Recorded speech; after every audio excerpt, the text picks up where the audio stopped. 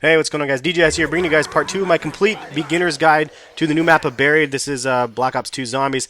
And basically, from the last episode, I showed you guys where all the chalk locations were to get extra points, as well as some of the perk machines, and just getting everything kind of set up and ready to rock. For this episode, which is basically completes everything up and lets you teaches you where to train the zombies up and to basically buy the rest of the perk bottles, and then head through the mansion, and you can end up training the zombies over on the other side as well, near the pack-a-punch, as well as I'll show you guys a gun, one of the guns pack-a-punched. And if you use this technique, I mean, once you get like used to the map and everything, I mean, I'm pretty confident you guys can get to around 20 and 30 and whatnot, probably even farther depending on how advanced you are. But basically, this is a part right here. I'm just showing you guys round 4, just kind of the beginning a little bit. And I end up just training these zombies up over on the side. Now, what I use in this situation is I call it my figure 8, and I just kind of go up and around and then left and right, like in a figure 8 pattern. And when I do this, you can see that I end up training up a good amount of zombies. And after I'm done getting enough of them together, I head down this hallway. Now, you want to wait long enough. Hopefully, the zombies mostly spawn before you head down here. That way, they don't spawn right behind you, because otherwise I'll turn around and they'll be spawning right up from the ground. So you do have to be careful of that. But basically, this is a great way to get collateral damage from the zombies. And if you didn't know what collateral damage is when they're kind of one after another. When I shoot one zombie, the bullet goes through and hits the zombie behind him, and I'll get 10 points for each bullet and each zombie that it passes through. So you'll see that the numbers just start flying as soon as you have a large train of zombies behind you. At this point, I'm going to go ahead and show you I went up the stairs, and I'm going to go ahead and just grab the items from the mystery box right here. Anytime the teddy bear is on top, there's a really good chance you'll get a wonder weapon. And the way you get the teddy bear on top is you have to give the, and there it is right here, I ended up getting the Paralizer. Was pretty stoked about that on round 4. If you pull the mystery box, I think more than 3 or 4 or 5 times before round 4, the teddy bear will usually drop on top. But check this out. If you aim the Paralyzer straight directly on the ground, you can actually fly with it. This is why this gun is so awesome to have. So hopefully you'll end up having it by then if you end up pulling the box at least 4 times by round 4. And if you didn't follow the video previous, if you do follow the video previous, you will have at least pulled it 4 times beforehand. But anyway, yeah. So it's always good to get this or the Raygun or the Raygun 2. All great weapons. Anyways, at this point, I wanted to show you something. I'm going to grab the boost here, but it's not going to really matter. I'm going to go ahead and end up getting downed. And I wanted to show you guys how to make your way back up to Quick Revive. I actually found this kind of difficult at first, and I figured I'd go ahead and show you guys this because from the previous video, if you end up getting down earlier in the rounds, you'll definitely want to be able to run back up and grab this. So showing you guys this part, and I'm going to backtrack from the beginning kind of area for this. And there's no shame in getting down earlier. Actually, there is. I always feel embarrassed when I always get down really early rounds. But for those beginning players and stuff, man, it's really easy to get down. There is a trick to get permanent Juggernog, which basically allows you to take 4 hits from the zombies. In order to do that, though, you have to... and as far as I know, unless you guys know better, correct me if I'm wrong, you have to buy Quick Revive, get down, buy Quick Revive, get down, buy Quick Revive, get down, like really, really quickly, early rounds. And once you do that like 3 times, you'll see those glowing orbs around you. And then once you do that, you'll be able to get 4 hits. Now right here, I ended up screwing up to get across there, and I saw those glowing orbs are the ones I'm talking about, but that's the one from taking fall damage. So instead of going up, basically I was just going to go up the top of the stairs right up here, and instead of doing it that way, I decided to cheat and use my my Paralyzer weapon, and this is where I was going basically, and this is the tunnel to get back to the Quick Revive, and you got to jump over that spot right there, and then go over this way, and then up here, and then through here. So you have to pay the 750 points. But basically, if you get permanent Juggernog from the Quick Revive thing, then it's definitely a good way to go. Otherwise, it just takes 2 hits and you're down without Juggernog, so it's kind of a bummer. But at this point, I'm just going to go ahead and fast forward a little bit from here and show you guys some of the rounds. So I'm going to get enough points back so I can get Juggernog and that sort of thing. And this is how, again, I usually run my circles. I usually run my figure 8s, and you just got to kind of be smart and don't... like, some of the zombies are slower than other ones, some of them are fast, but you just really... gotta just kind of put them in line with each other and let them all kind of get close to each other. And the closer they are and the closer they swarm together, the better off you are.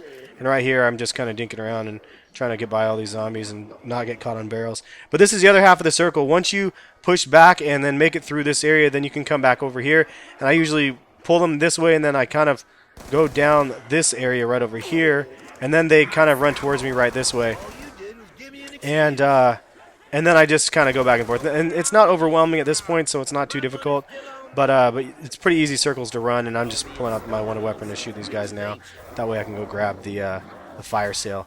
But you basically do one circle on one side, and then or a figure eight on one side, then go down the hallway and shoot them all. Then keep going because they'll keep coming towards you, and then move back over to the area that I was just at, and then you can do that little loop-de-loop that I just did. And usually the zombies will just follow you along pretty easily. So that being said, now I'm just trying to get a different gun from the box right here and the teddy bears on top. So I was hoping to get something decent.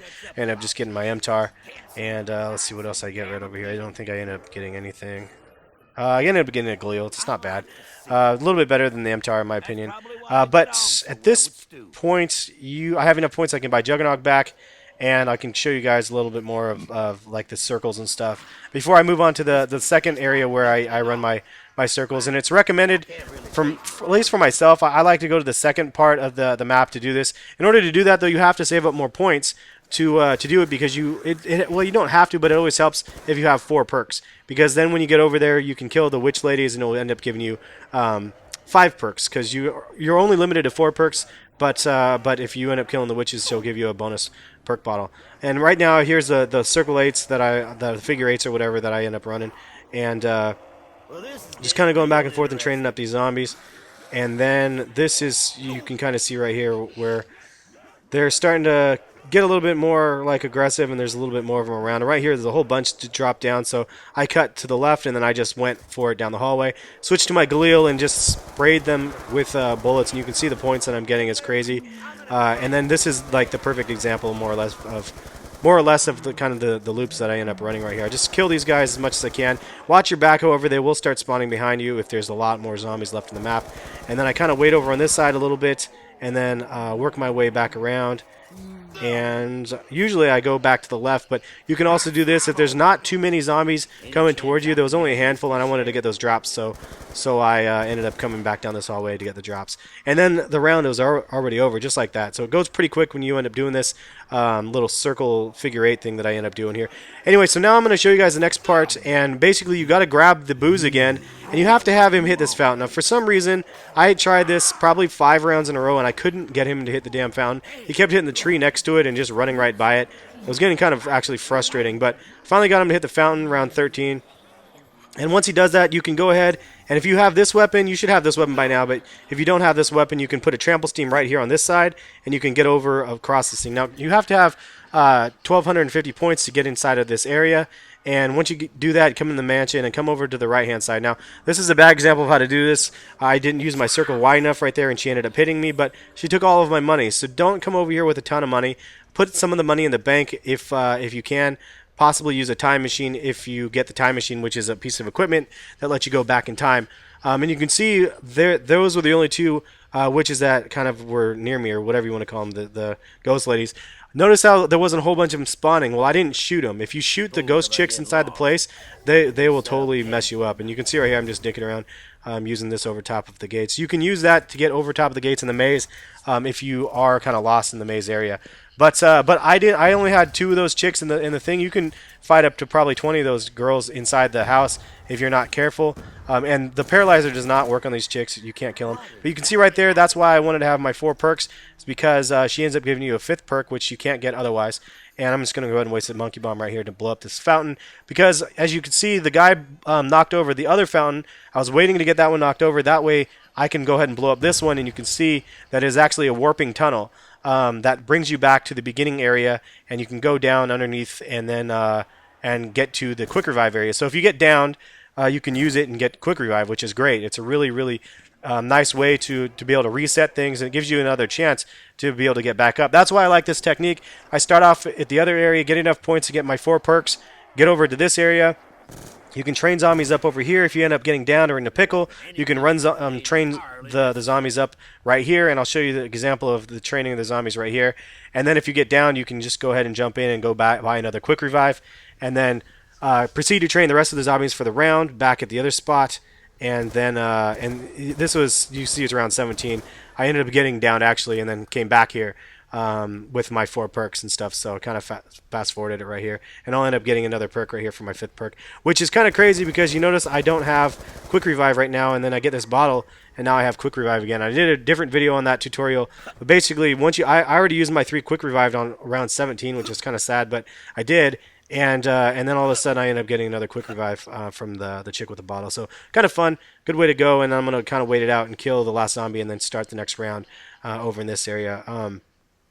The other thing is there's a gazebo behind me, and the gazebo is a place where you would go ahead and I was trying to jump over the wall, but there's an invisible barrier. You can only jump over the wall where there's actually gates and stuff. But I'll end up pack-a-punching the paralyzer later, just for fun, to have it pack-a-punched. And I'm going to go ahead and start my round 18 here to just show you guys how it's done right over in this area. And I don't know if this tutorial is kind of long, drawn up, but if it was helpful for you beginners, leave a comment, let me know. Sometimes it's hard for me to remember to cover everything, and it's hard to tell which is like too noobish of a thing to say versus like something that's like way more advanced, because we all have different levels of skill and knowledge between all of the zombies and stuff. There's tons of information. Every single map, if you miss out on 2 map packs, you miss out on everything. So it's kind of one of those things. If I'm trying to be helpful, but if some of the stuff is still confusing or whatever, leave a comment, let me know. Or even better, hit me a message on Twitter.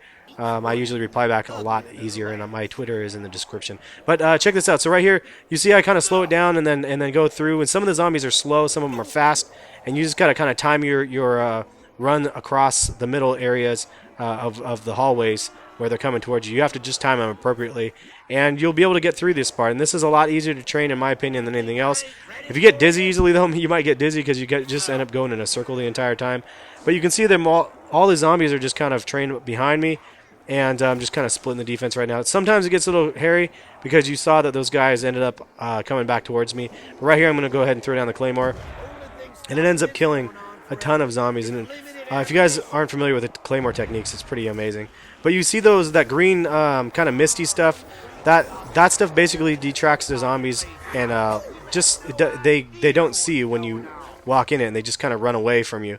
Kind of messes things up sometimes when you run into that, because it kind of messes up the train circle that you kind of had going on. But this is pretty much it, man. You saw that one circle I did. I killed the entire group of zombies that were near me, and then I'm going to go ahead and I'm going to hit the fire sale and stuff, and try to get, I think, more points here for the pack-a-punch. I think I ended up just getting enough points for pack-a-punch, and I'll end up pack-a-punching and showing you that before the end of the gameplay. But yeah, man, this area, to me, is definitely key. Again, you don't have to wait to get to this area.